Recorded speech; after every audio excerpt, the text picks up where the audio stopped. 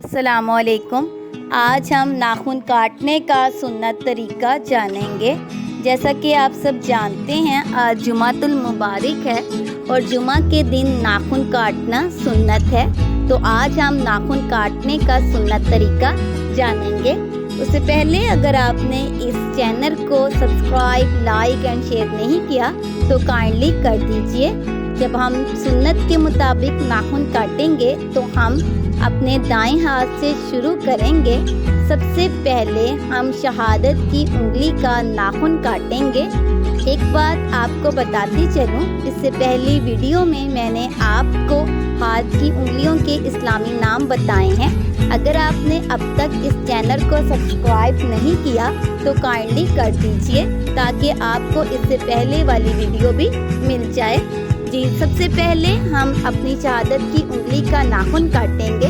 दूसरे नंबर पर हम मिडल फिंगर यानी जिस उंगली का नाम जन्नत है उसका नाखून काटेंगे।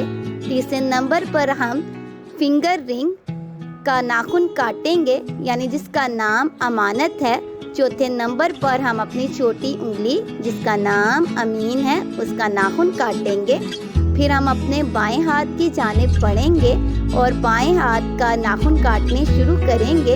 हम अपनी छोटी उंगली से शुरू करेंगे। नंबर 5 पर हम अपनी छोटी उंगली का नाखून काटेंगे।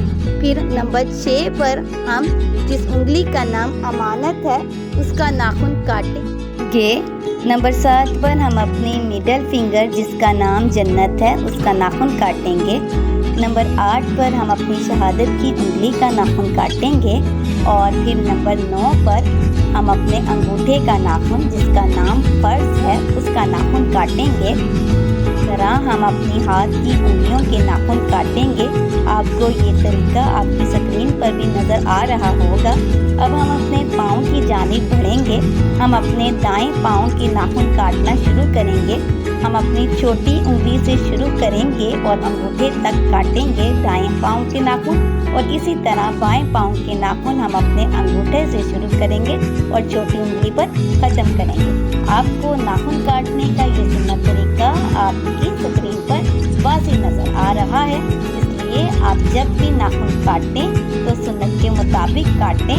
अल्लाह ताला आपको और मुझे दोनों को जज़ा दे। आमीन।